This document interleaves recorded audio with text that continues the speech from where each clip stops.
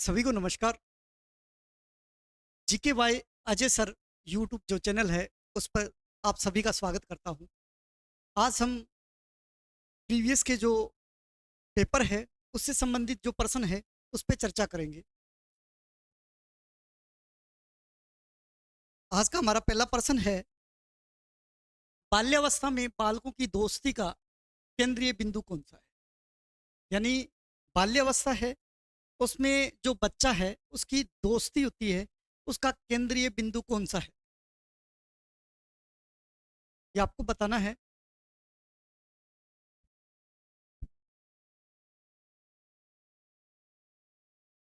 इसमें ए नंबर है बौद्धिक और शैक्षिक स्तर पर समानता, या सामाजिक स्तर पर समानता, या परिवार में मित्रों के साथ आदान प्रदान, या सहभागिता। तो जो प्रश्न है उसमें तीन ऑप्शन ऐसे हैं जिनके उत्तर सही है, एक ऐसा है जिसके उत्तर के नंबर नहीं है। तो फिर भी जिसके तीन नंबर है वो हमें एक बार उसको सही मानना है। तो इसका उत्तर कौन सा होना चाहिए? बाल्यावस्था में, बाल्यावस्था वो होती है जिसकी एज होती है 6 से 12 वर्ष। उस उम्र के बच्चे हैं, उसकी दोस्ती का केंद्रीय बिंदु कौन सा होता है? तो उसमें होता है परिवार, और उसके मित्र होते हैं जो उसके साथ में रहते हैं, वो ही उसकी दोस्ती का केंद्रीय बिंदु होती है। परिवार के सदस्य और मित्रों के साथ आदान प्रदान है वो। इसके अलावा बौद्धिक और शैक्षिक स्तर पर भी समानता होती है, क्योंकि जैसा वो बच्चा है वैसे ही उनके साथ उसके संबंध होते हैं, और उनकी दोस्ती का कारण भी उसी लेवल का होता है। उसके बाद में सहभागिता, यानी जो उसके साथ में रहने वाले बच्चे हैं वो भी उसकी दोस्ती का केंद्रीय बिंदु होता है, क्योंकि वो उन्हीं के साथ में रहता है जो उसके साथ में पढ़ते हैं, जो उसके साथ में खेलते हैं, जो उसके साथ में रहते हैं। तो ये भी सही है, ये भी सही है। और सामाजिक स्तर पर समानता, ये उत्तर सही नहीं है।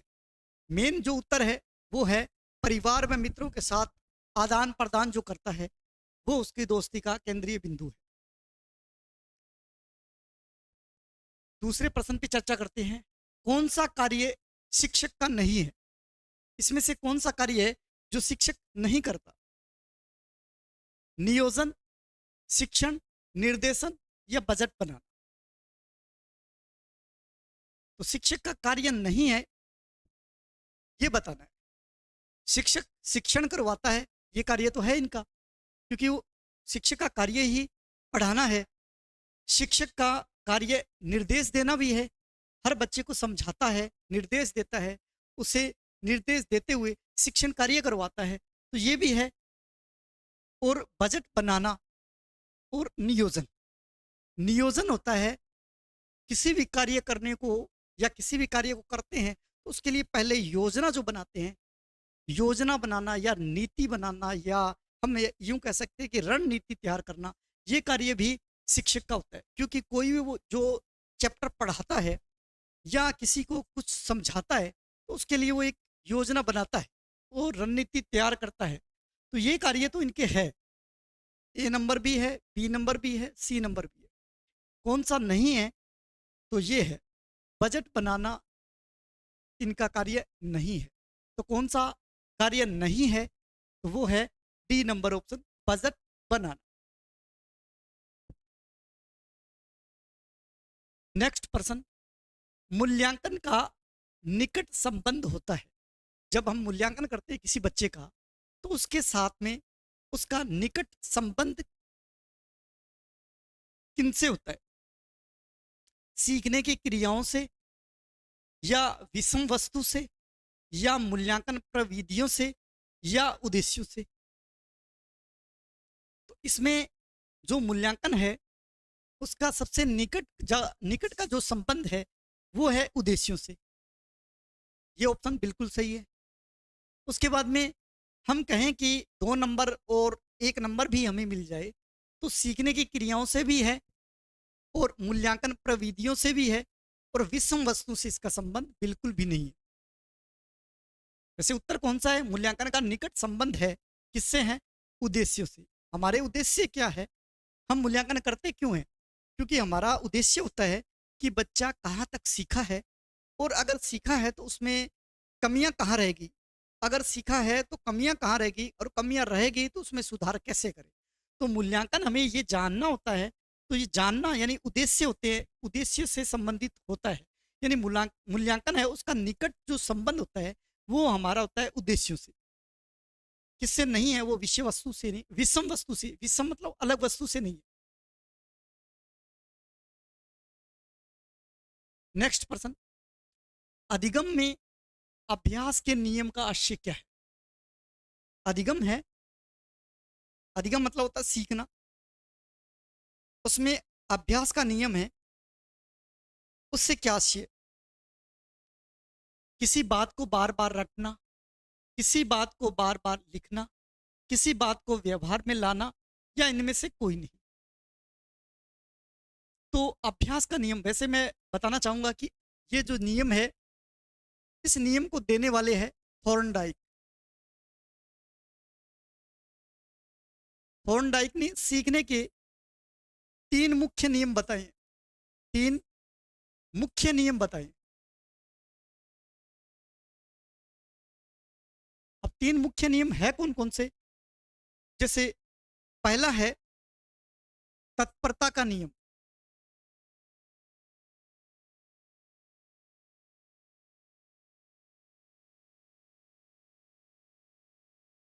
दूसरा जो नियम है वो है अभ्यास का नियम।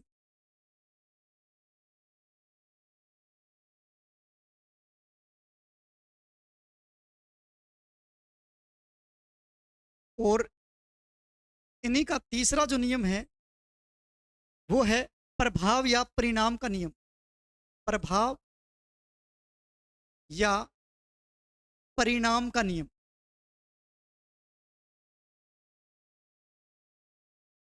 तो ये जो अधिगम है, सीखने में अभ्यास का नियम है, उससे आशय पूछा है, लेकिन आपको कहीं से भी आ सकता है। सीखने के ये मुख्य थॉर्नडाइक ने 3 नियम बताए हैं। मुख्य नियम इनके 3 है, तत्परता का नियम, अभ्यास का नियम और प्रभाव का नियम। अभी हमारे जो प्रश्न है अधिगम में अभ्यास के नियम है, उसका क्या आशय।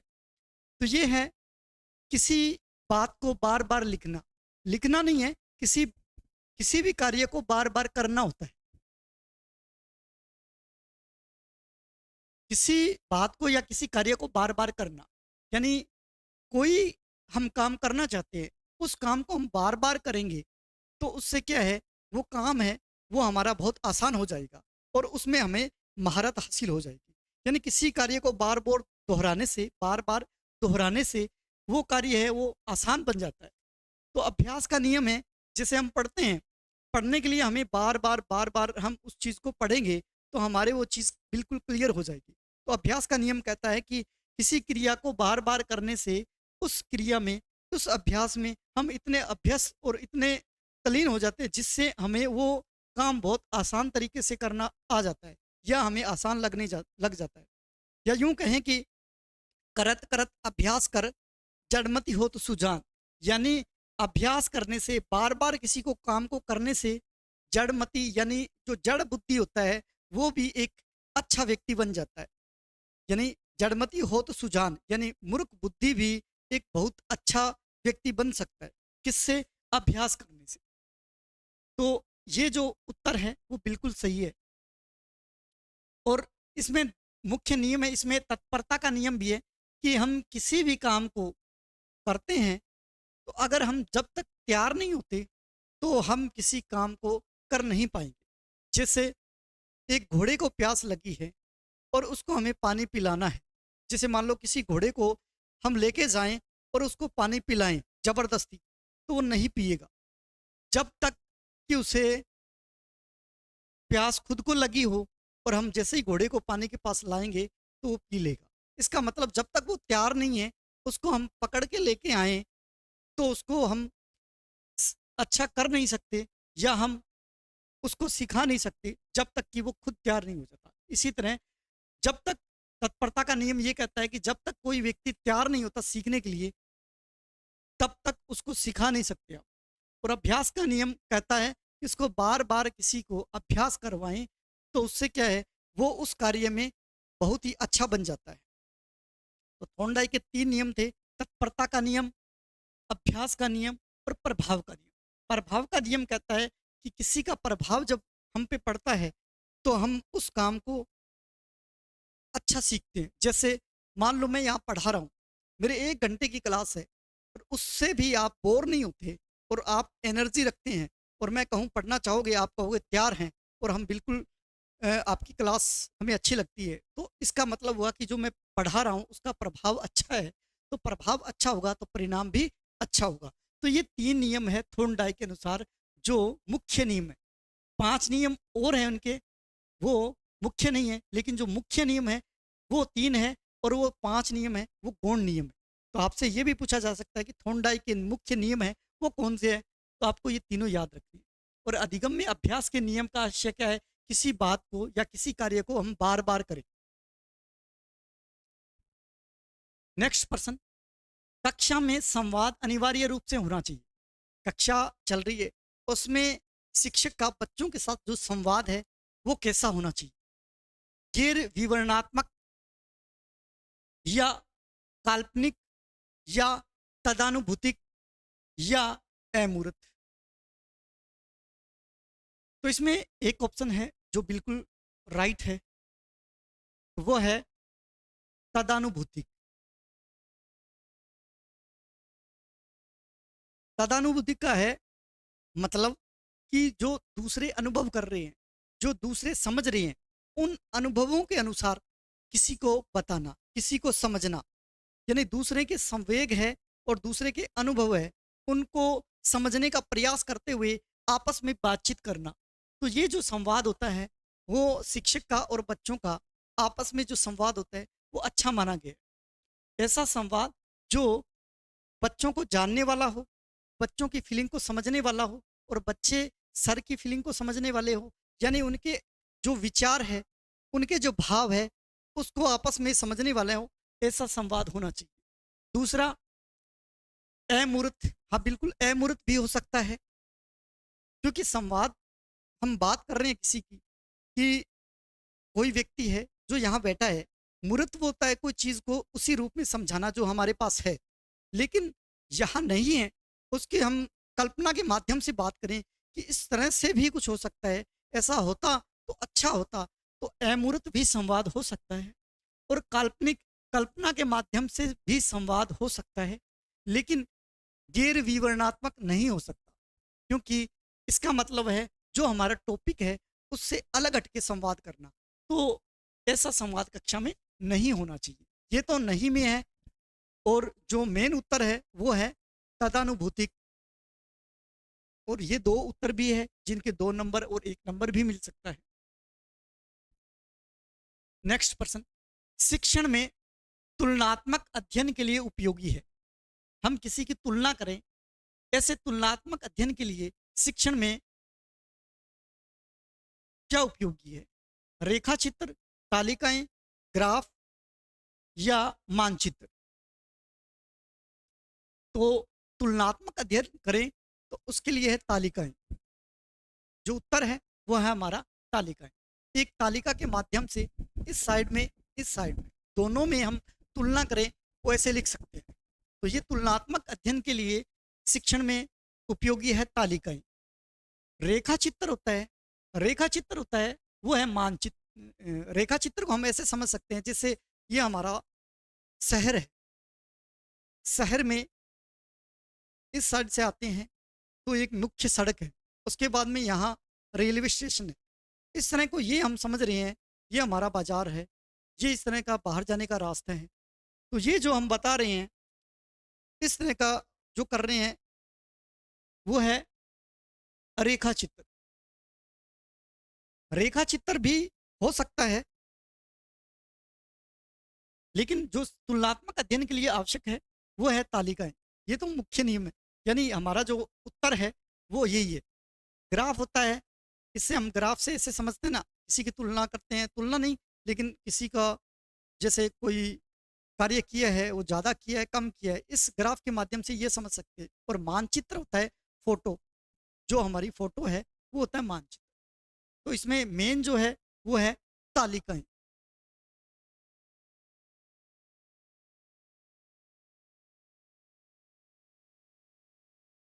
बालक के सामाजिक विकास की तीव्र गति होती है। बालक के सामाजिक विकास की तीव्र गति इनमें से किसके माध्यम से होती है? एकल परिवार में होती है, या संयुक्त परिवार में होती है, या दोनों में होती है, या किसी में नहीं होती? इसमें हम बात करें तो जो सामाजिक विकास है उसकी तीव्र गति होती है, वो होती है संयुक्त परिवार। संयुक्त परिवार में बच्चा ज़्यादा सीखता है समाज में कैसे रहना है, क्योंकि संयुक्त परिवार में उसको समझाने वाले, उसको बताने वाले, उसके समाज का ज्ञान देने वाले बहुत सारे होते हैं। तो संयुक्त परिवार है, उससे सामाजिक विकास है, उसकी गति है वो तीव्र होती है। वैसे एकल परिवार में भी हो सकती है, यानी दोनों में है वो भी हो सकता है, लेकिन हम ये भी सही कर सकते हैं, ये भी सही कर सकते हैं, लेकिन जो मुख्य है 3 नंबर का है, वो ऑप्शन कौन सा है? वो है संयुक्त परिवार। नेक्स्ट पर्सन, यदि कोई छात्र आपके अपने घर पर आमंत्रित करता है तो आप यानी शिक्षक होने के नाते, कोई बच्चा है आपको अपने घर पर आमंत्रित कर रहा है कि सर आप आइए, तो उसके लिए आप क्या करेंगे? अवश्य जाएंगे, या माता पिता के बुलाने पर जाएंगे, या मना कर देंगे, या किसी अवसर विशेष होने पर ही जाएंगे? तो इसका जो उत्तर है वो है किसी अवसर विशेष होने पर ही जाएंगे। ये जाना हमारे लिए बहुत ज़्यादा उचित रहेगा, क्योंकि इसमें कोई विशेष अवसर है, उस पे जाने का मौका मिल रहा है। वैसे अवश्य जाएंगे ये भी सही है, क्योंकि जब वो बुला रहा है तो हम जाएंगे। माता पिता उनके हैं, उनके बुलाने पर जाएंगे, ये भी ठीक है, लेकिन मना नहीं कर सकते कि हम नहीं आए, ऐसा नहीं बोल सकते। तो ये गलत उत्तर होगा। और जो 3 नंबर का उत्तर है, उसके बाद 2 नंबर फिर 1 नंबर, तो ये जो 3 नंबर का है वो है किसी अवसर विशेष होने पर ही जाए। नेक्स्ट पर्सन, निम्नांकित गुणों के समूह में से कौन सा शिक्षक के लिए उपयोगी है? यानी शिक्षक होने के नाते इसमें आपके अंदर कौन कौन से गुण होने चाहिए, वो ऑप्शन दिए हुए हैं। ए नंबर है ईमानदारी का, ईमानदारी गुण होना चाहिए आप में। ईर्ष्या, ये नहीं होना चाहिए। ज्ञान होना चाहिए। तो मतलब एक जो उत्तर है वो गलत आया है। दूसरा बी में है ज्ञान होना चाहिए, उसके बाद में संयम होना चाहिए आप में, और विवेक भी होना चाहिए। तो ये 2 नंबर ऑप्शन है वो बिल्कुल सही है। उसके बाद में सहनशीलता बिल्कुल होनी चाहिए आप में, करुणा दयालुता होनी चाहिए, प्रभुत्व स्थापित करने वाला होना चाहिए, क्षमा क्रोध और सहयोग। क्षमा क्रोध, क्रोध नहीं होना चाहिए, सहयोग की भावना होनी चाहिए, और क्षमा करने वाला होना चाहिए। तो इसमें ये जो दो ऑप्शन है उसमें गड़बड़ है। और जो इन सभी में जो मेन उत्तर है वो है कि एक शिक्षक के लिए ज्ञान की जरूरत है, उसमें संयम की जरूरत है, और उसमें विवेक की जरूरत है। तो बी नंबर ऑप्शन है वो आपका बिल्कुल सही है। नेक्स्ट पर्सन, नेतृत्व के गुणों का विकास बालकों में इसलिए किया जाता है क्योंकि वे, अब नेतृत्व का गुण है, लीडरशिप का, ये गुण बालकों में इसलिए किया जाता है क्योंकि वे आगामी जीवन में श्रेष्ठ नेतृत्व कर सके, आने वाले जीवन में, या व्यक्तित्व का विकास कर सके, या मित्रता की भावना बढ़ा सके, या समाज को समझ सके। तो इसमें वो अपने व्यक्तित्व का विकास है वो कर सके, यानी उसका व्यक्तित्व है वो बहुत अच्छा हो जाता है। क्योंकि लीडरशिप करने के लिए उसमें यथोचित जो गुण होने चाहिए वो सभी गुणों की प्रधानता होनी चाहिए, इसलिए उसका व्यक्तित्व का विकास कर सके, ऐसे गुण हो तो नेतृत्व के गुणों का विकास अपने आप हो जाएगा।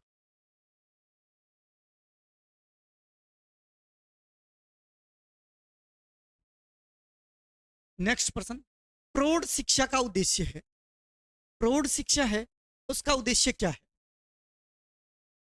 आर्थिक विकास करना, सभ्यता का विकास करना, साक्षरता, या राष्ट्र का विकास करना? तो प्रौढ़ शिक्षा का उद्देश्य है साक्षरता।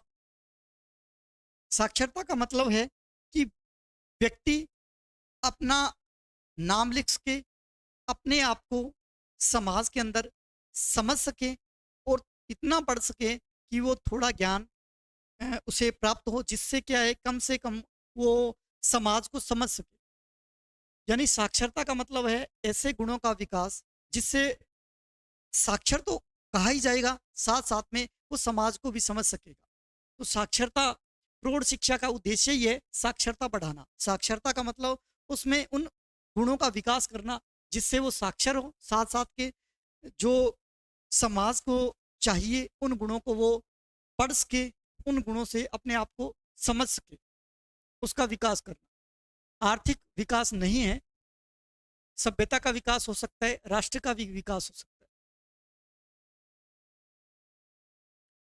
परिवार एक साधन है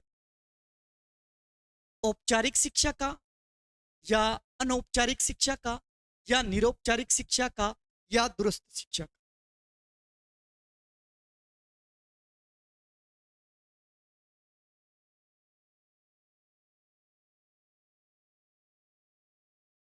अब आपको पता होना चाहिए कि औपचारिक शिक्षा कौन सी होती है।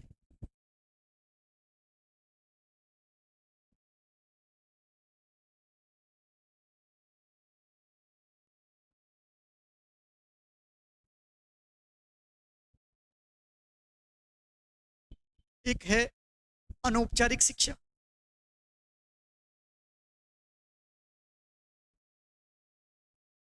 एक है निरौपचारिक शिक्षा।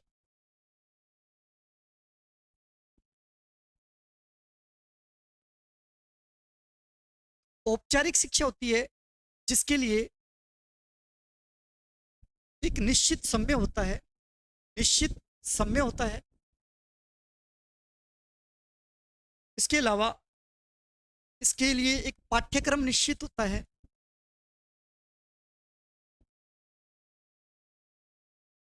इसमें आयु निर्धारित होती है, स्थान निर्धारित होता है। यानी वो शिक्षा जो हमें विद्यालय में मिले,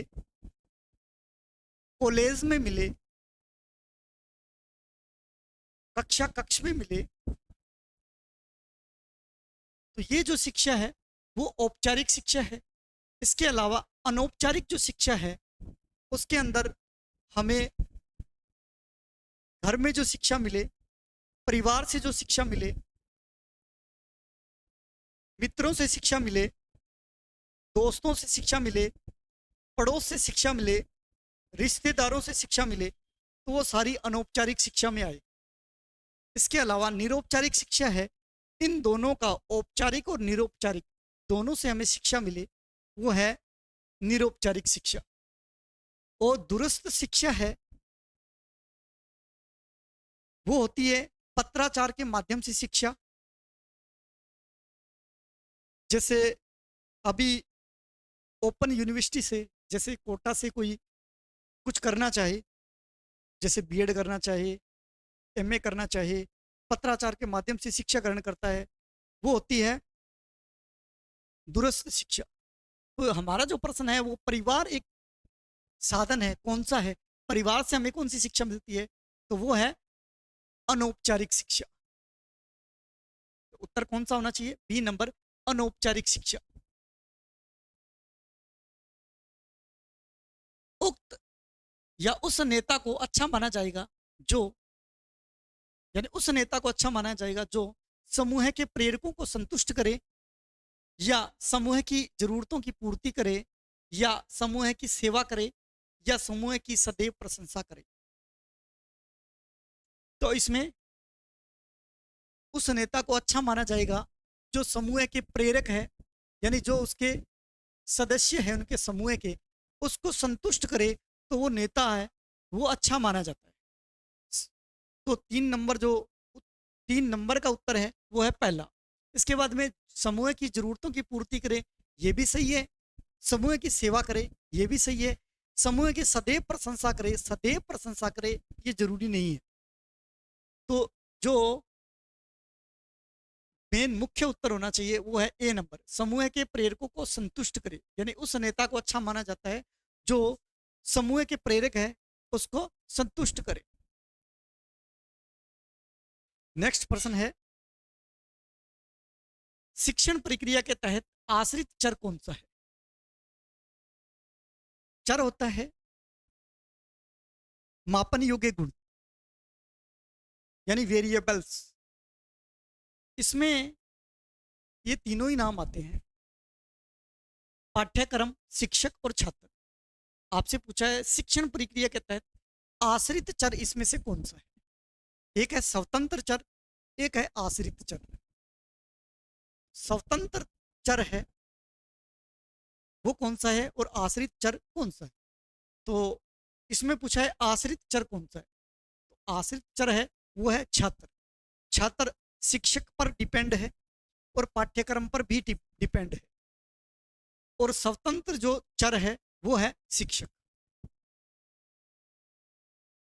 तो शिक्षण प्रक्रिया के तहत आश्रित चर कौन सा है, तो वो है छात्र।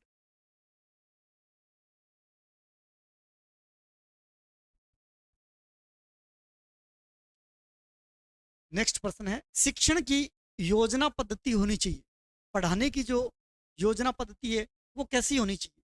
प्रोजेक्ट केंद्रित, पुस्तक केंद्रित, बाल केंद्रित या शिक्षक केंद्रित? तो जो शिक्षण की योजना पद्धति है वो कैसी होनी चाहिए? वो बाल केंद्रित होनी चाहिए। बाल केंद्रित। बाल केंद्रित का मतलब है बच्चों की जरूरतों के अनुकूल हो, ऐसी शिक्षण या पढ़ाने की योजना होनी चाहिए। इसके अलावा प्रोजेक्ट केंद्रित भी होनी चाहिए, पुस्तक केंद्रित भी होनी चाहिए, लेकिन शिक्षक केंद्रित ना हो।